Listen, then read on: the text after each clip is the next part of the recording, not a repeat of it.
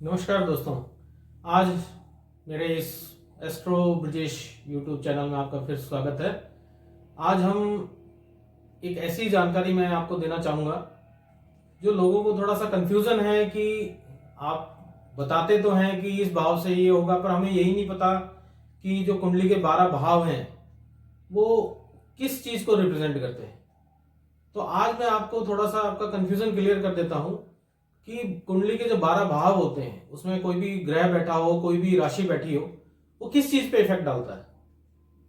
क्यों जो भाव होगा उसका एक पर्टिकुलर पॉइंट होगा, वो आपको बताएगा कि इस चीज पे इफेक्ट आएगी। तो आज हम देखेंगे कौन से भाव पे ग्रह और राशि को छोड़कर कि वो भाव किस चीज का है और किस चीज पे उस भाव से इफेक्ट आता है। आज उसके बारे में हम जानकारी लेंगे। जैसा कि अपन देखते हैं कि पहला भाव जिसको हम बोलते हैं लगन भाव, लगन जिसको बोलते हैं, कुंडली में सबने आपने देखा होगा कि लगन पत्रिका होती है, उसमें 12 खाने बने होते हैं, हम उसी की बात कर रहे हैं। तो पहला भाव किस चीज को रिप्रेजेंट करता है, वहां राशि क्या है और ग्रह क्या है, वो अच्छा फल देगा या बुरा फल देगा, वो अलग विषय है। आज हम सिर्फ बात करेंगे कि पहला भाव किस चीज को रिप्रेजेंट करता है। पहला भाव रिप्रेजेंट करता है शरीर को। मैं चाहूंगा आप लोग ये नोट कर लें तो ज्यादा अच्छा रहेगा। पहला भाव रिप्रेजेंट करता है शरीर को, रंग को, कि व्यक्ति का रंग कैसा होगा। अच्छा, जैसे बृहस्पति बैठा है लगन में तो उस व्यक्ति का जो रंग है वो साफ होगा, और शनि बैठा है तो उस व्यक्ति का रंग काला होगा, सांवला होगा। या आकृति, उसका रूप कैसा होगा, उसका ज्ञान कैसा होगा, उस व्यक्ति में बल कितना होगा, उसका मस्तिष्क की पावर कितनी होगी, विवेकशील होगा या नहीं होगा, उसका गौरव बढ़ेगा या नहीं बढ़ेगा, व्यक्ति विनम्र होगा या नहीं होगा, और उसका स्वभाव कैसा होगा। ये सब चीजें हम लगन से देखते हैं या फर्स्ट हाउस से देखते हैं। शरीर की बात करें तो शरीर में हम ये देखते हैं कि उसका मस्तिष्क यानी हेड, उसके शरीर पे अगर कोई प्रॉब्लम है, अगर कोई गलत ग्रह बैठा है तो उसका इफेक्ट आएगा उसके शरीर हेड पे। दूसरा, हम इससे खुद के बारे में जानते हैं क्योंकि ये सेल्फ का हाउस होता है। और रिश्ते की अगर बात करें तो जो हमारी ताई है, जो हमारी ताई जी हैं, हम उनका भी इसी भाव से निष्कर्ष निकाल सकते हैं। अब हम बात करते हैं दूसरे भाव का। अब दूसरे भाव से हम क्या क्या जान सकते हैं। हम व्यक्ति की कि इसके पास धन कितना होगा, धन, धान्य और संपत्ति। कुटुंब के बारे में हम इस भाव से हम जान सकते हैं। मृत्यु भी हम यहां से कैलकुलेट कर सकते हैं। वाणी का ये भाव है कि हमारी वाणी अच्छी रहेगी या नहीं रहेगी, आदमी सत्य बोलेगा या नहीं बोलेगा। सत्य बोलता है तो अच्छे ग्रह होने चाहिए, और अगर अच्छे ग्रह नहीं है तो वो आदमी असत्य बोलेगा। दूसरा, यहां से हम दान पुण्य देखते हैं, पड़ोसी देखते हैं कि आपके पड़ोसी कैसे होंगे। अगर हम शरीर की बात करें तो राइट आई जो आंख है हमारी, सीधी आंख जो है, उसको कोई प्रॉब्लम है या नहीं है वो यहीं से देखते हैं। और रिश्तों में बात करें तो हम मामा मामी का जो रिश्ता है वो यहीं से देखते हैं। वहीं अब बात करें तीसरे भाव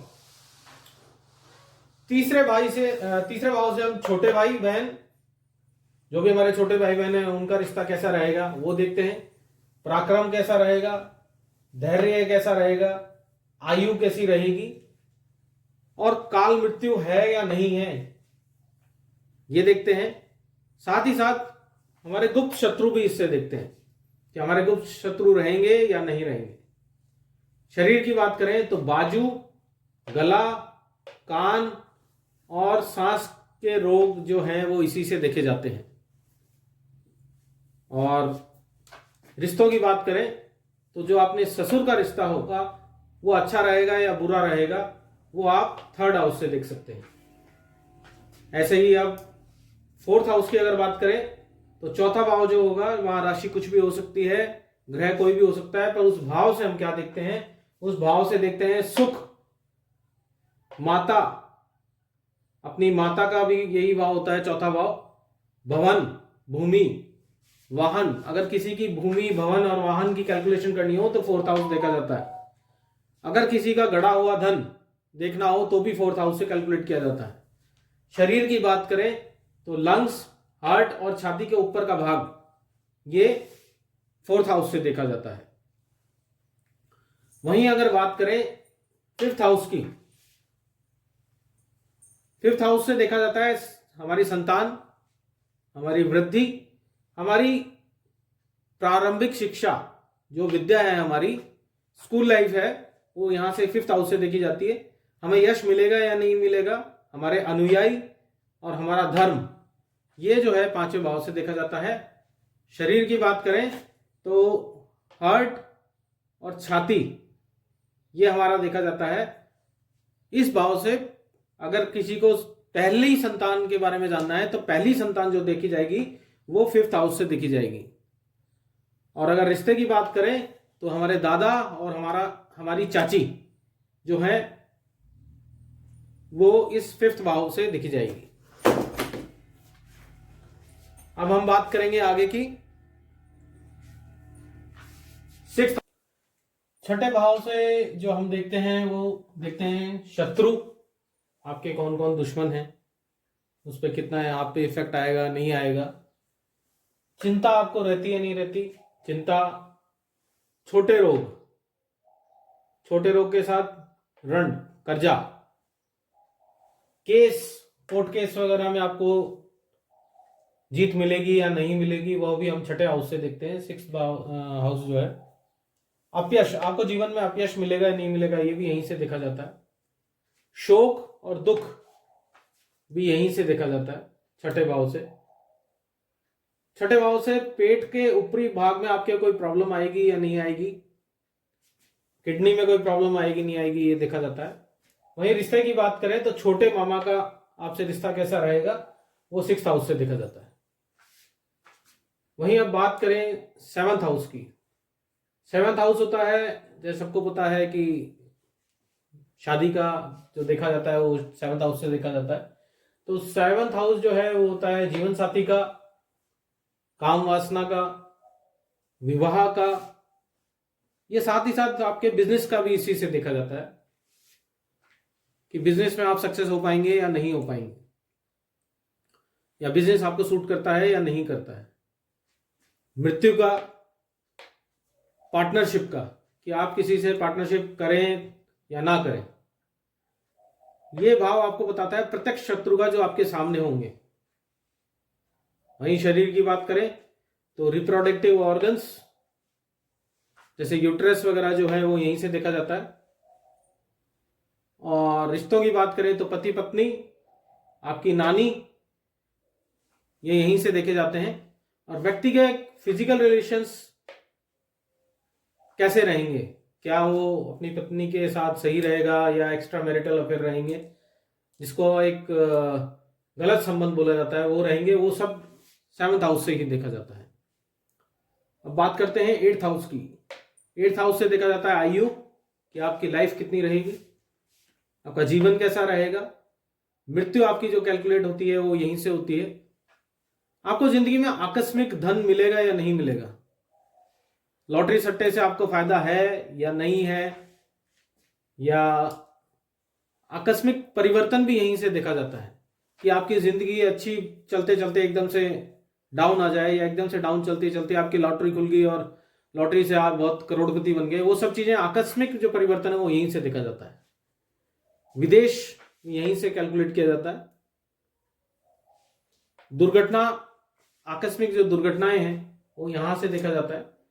कैंसर जैसे असाध्य रोग वो यहीं से कैलकुलेट होते हैं। पेट के नीचे का भाग में कोई प्रॉब्लम है या नहीं है, वो भी यहीं से पता लगाया जा सकता है। रिश्ते की बात करें तो आपका ससुराल कैसा रहेगा, वो अष्टम भाव से हम देख सकते हैं। और साथ में ही आपको लिंग के बारे में भी जानकारी यहीं से मिलती है। अब हम बात करें नाइन्थ हाउस की। नाइन्थ हाउस से हम भाग्य, धर्म, मनुष्य में वीर्य की कमी रहेगी या नहीं रहेगी, वो उसको यश प्राप्ति होएगी या नहीं होएगी, ये सब हम 9th हाउस से देखते हैं। 9th हाउस हमारे पिता का भाव भी होता है। हमारे पिता से रिश्ते अच्छे रहेंगे नहीं रहेंगे, हमारे पिताजी जो हैं उनका क्या रहेगा, वो यहीं से ही देखा जाता है। वहीं आपके साला साली भी यहीं से कैलकुलेट पता लगाया जा सकता है कि आपके साले साली का स्वास्थ्य कैसा रहेगा या उनसे रिलेशन कैसे रहेंगे। आपकी जो शिक्षा है, हायर एजुकेशन है, जैसे मैंने बोला था कि पंचम भाव के अंदर भी एजुकेशन है, तो वो स्कूल की थी। अब हम बात करते हैं कॉलेज की। तो हायर एजुकेशन आपकी कैसी रहेगी, वो यहीं से कैलकुलेट होती है। आपके गुरु कैसे रहेंगे, आपके सपनों के बारे में, ये यहीं से पता करते हैं। दूसरा, आपकी सेकंड मैरिज की जो कैलकुलेशन होती है वो 9th हाउस से आती है। शरीर की बात करें तो जो जांग में दिक्कत है या जांग में कोई दिक्कत है, वो यहीं से कैलकुलेट करी जाती है। अब बात करते हैं 10वें भाव की। 10th हाउस से भी हम अपने पिता की कैलकुलेशन निकाल सकते हैं। गवर्नमेंट से आपको फायदा रहेगा या नहीं रहेगा, सरकार से हमारे को फायदा है या नहीं है, वो यहां से निकाल सकते हैं। हमारे कर्म कैसे रहेंगे, हमारा बिजनेस कैसा रहेगा, हमारा कारोबार कैसा रहेगा, या किस चीज में हमारे को जाना चाहिए, वो यहां से रहेगा। हमारी प्रतिष्ठा कैसी रहेगी, हमारे कोई राजयोग बनता है, राजयोग गवर्नमेंट से फायदा होता है या किसी भी तरह का राजयोग यहां से देखा जाता है। शरीर की बात करें तो घुटनों की कैलकुलेशन यहीं से करी जाती है कि आपके घुटने समय से पहले खराब होंगे या नहीं होंगे, या उनमें कोई तकलीफ आएगी। रिश्तों की बात करें तो बड़े भाई बहन जो हैं उनको देखा जाता है यहां से, और अपनी सास को देखा जाता है। ये 2 रिश्ते 10th हाउस से देखे जाते हैं। अब हम बात करेंगे 11वें भाव की। 11th हाउस से हम क्या देखते हैं, व्यक्ति की आय कैसे रहेगी, उसको लाभ मिलेगा या नहीं मिलेगा। हम कोई कार्य कर रहे हैं और हमारे पास लाभ ना मिले तो ये इसी से देखा जाता है कि अगर अच्छे ग्रह बैठे हैं तो हमारे को लाभ प्राप्त जरूर होगा, हमारे को उपलब्धि मिलेगी या नहीं मिलेगी, हमारी मनोकामना पूर्ण होगी या नहीं होगी, ये सब 11th हाउस से देखा जाता है। और बड़े भाई बहन या अपनी पुत्र वधू, वो भी 11th हाउस से ही देखी जाती है। शरीर की बात करें तो कान और आपके पैर, ये 2 चीजें 11th हाउस से देखी जाती हैं। और रिश्तों की बात करें तो चाचा के बारे में 11th हाउस से ही देखा जाता है। अब बात करते हैं 12th हाउस। 12th हाउस जो होता है वो खर्चे का हाउस होता है, कि यहाँ आप कितना खर्चा करेंगे या कंजूस बन के रहेंगे, ये वहां की राशि और ग्रह जो है उनसे हम कैलकुलेट करते हैं। पर जो कैलकुलेशन होती है 12th हाउस की, वो खर्चे की, वो यहीं से होती है। मोक्ष आपको मिलेगी नहीं मिलेगी। आपकी बेडरूम लाइफ कैसी है, आपकी बेडरूम लाइफ में आप सही हैं खराब हैं, वो यहीं से जान सकते हैं आप। आपको हानि मिल रहेगी, लॉसेस होंगे या नहीं होंगे, ये भी यहीं से पता लगता है। विदेश जाने का जो योग है, तो विदेश जाने का योग हम 12th हाउस से ही कैलकुलेट करते हैं।